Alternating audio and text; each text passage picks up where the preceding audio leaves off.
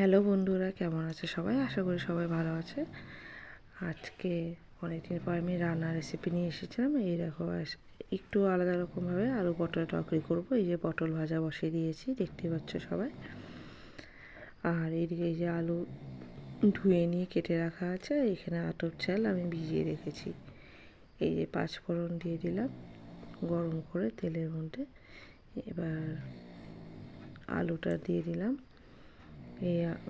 এই রেসিপিটা একটু ইউনিক টাইপের, আমাদের বাড়িতে প্রায় করা হয়। এই যে এর মধ্যে আবার আমি ওই চালটা যে ধুয়ে রেখেছিলাম সেই চালটাও দিয়ে দিলাম, দুটো তেজপাতাও দিয়ে দিচ্ছি স্বাদের জন্য। আগে দিনের জন্য তেজপাতা আগে তেলের মধ্যে দিলে পুড়ে পুড়ে যায়, সেই পুরো তেজপাতার একটা ফ্লেভার আলাদা রকম ওঠে। এই জন্য আমি পরেই দিচ্ছি তেজপাতাটা। তোমাদের বাড়িতে এই রেসিপিটা হয় কি না জানি না, যদি না হয় তো একবার খেয়ে দেখতে পারো, বেশ ভালো লাগে খেতে। আশা করি তোমাদের বেশ ভালোই লাগবে। এখানে সামনে একটু লবণও দিয়ে দিতে হবে।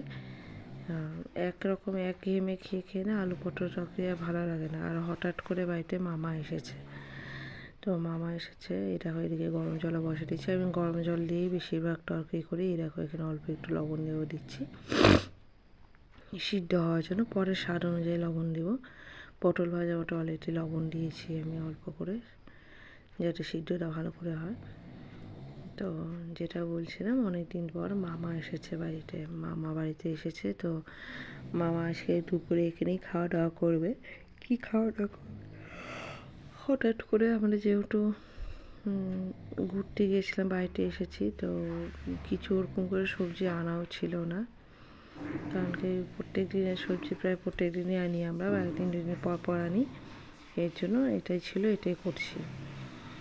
আর ফুলকপিটাও মামা খেতে চাইছিল না, এর জন্য এটা। এই রাখো এখানে আমি একটা মশলা করে নিচ্ছি, লঙ্কার গুঁড়ো, হলুদ আর আদা দিয়ে। এইটাই অ্যাটলিস্ট কালারটার জন্য, কালারটা যেন সুন্দর আসে, এরকম করে যদি তোমরা আলাদা করে বাটিতে করে এইগুলোকে নিয়ে গরম জল যদি দিয়ে দাও, তাহলে দেখবে এই মশলার কালারটা বেশ সুন্দর হয়।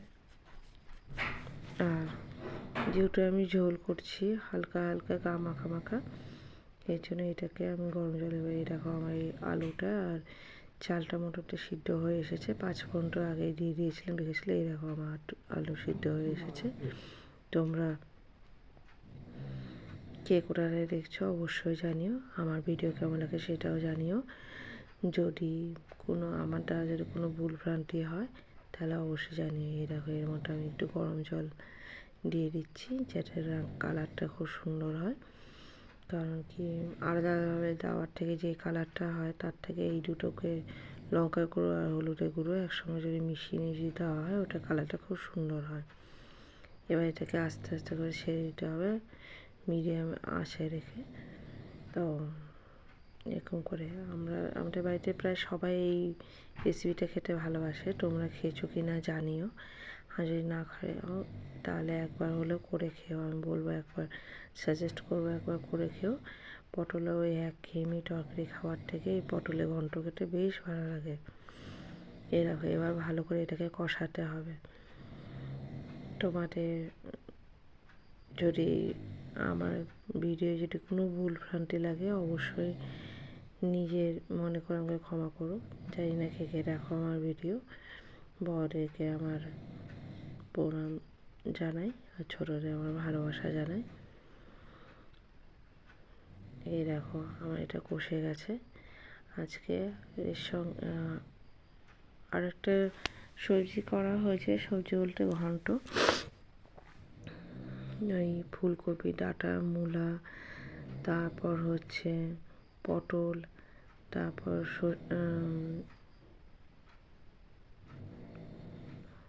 ধনে পাতা দিয়ে, তো টোটালটা দিয়ে একটা ঘন্টর মতো করা হয়। ঘন্ট বলতে চচ্চড়ি টাইপের, যেটা প্রায় প্রত্যেকের বাড়িতেই করা হয়। আর একটু আদা দিয়ে দেওয়া হয়। তো ওটার রেসিপি আর তোমাদের সঙ্গে শেয়ার করিনি, এইটার রেসিপি ভালো করে ভালো করে শেয়ার করবো বলে। তো আলাদা কিছু করা হয়নি এরকম করে, কারণ কি আজকে হচ্ছে মঙ্গলবারে আমাদের নিরামিষই হয়। তো এর জন্য ওইটা রেসিপি শেয়ার করা হয়নি। তো তোমাদের কেমন লাগছে এটা একবার করে দেখো, খেয়ে অবশ্যই জানিও। আর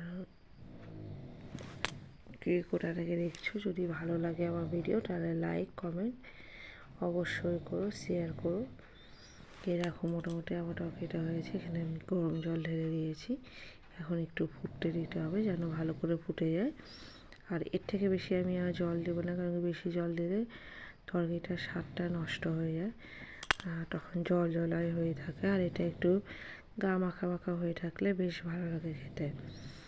এখানে অনেকে পেঁয়াজ রসুনও দেয়, তোমরা চাইলে দিতে পারো, কিন্তু আমাদের বাড়িতে এটাতে পেঁয়াজ রসুন কেউ পছন্দ করে না। এই দেখো মোটামুটি তরকারিটা হয়ে গেছে। আমি এর মধ্যে দিয়ে দেবো গরম মশলা আর অল্প একটু সামান্য ঘি। তোমরা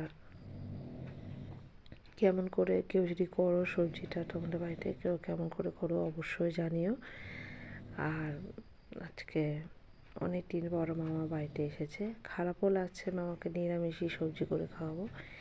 এর জন্য স্পেশালি আরও একটু আলাদা করে করার ইচ্ছা হলো যে না আলাদা করে করি।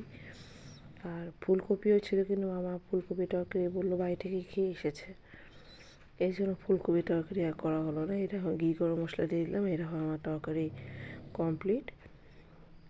এবার এটাকে একটু ঢেকে নিয়ে রেখে দেবো। এই যে আমার যে চচ্চড়ি কথা বললাম, সেই চচ্চড়িও এখানে রেডি। আর ওরকম করে কিছু করা হয়নি। এই দেখো এদিকে আমাদের ভাতও রেখে দিই, দুপুর হয়ে গেছে যেহেতু। আর মামা এসেছে যেহেতু অল্প করে ডাল করেছি, যেহেতু ব্যাটা ছেলেদের খাইতে একটু বেশি দরকার হয়। আমরা একটু শুকনো শুকনো খেতে বেশি পছন্দ করি এই সবজিটা দিয়ে। আর ডাল অল্প করেই করেছি একটা ওটা কারণে, যে মামারই শুধু ডাল, মামার জন্য শুধুমাত্র ডালটা করা হয়েছে। আর মা অল্প ডাল খাবে, মামার মা, আমার ডাল লাগে না। আর এই যে এখানে পাঁপড় পুড়িয়ে নিয়েছি, পাঁপড় পুড়ে খেতে মামা খুব ভালোবাসে, এই জন্য পাঁপড় পুড়িয়েছি। পাঁপড়টা, এই পাঁপড়টা রায়গঞ্জ থেকে না, এই পাঁপড়টা আনা হয়েছে আমাদের বেনারস থেকে। বেনারসে গিয়েছিলাম ঘুরতে, তখন মা দেখে মায়ের খুব পছন্দ হয়েছে। মশলা পাঁপড়, সব রকম মশলা দিয়ে বেশ বড় পাঁপড়টা। এবার মামাকেও খেতে দিয়ে দিয়েছি। তো আজকের মতো ভিডিও এখানেই। এই অনেকদিন পর ভাই আর বোন একত্রিত হয়েছে, রাহুলের গল্পই শেষ হয় না। তো তোমরা কে কোথায় দেখছো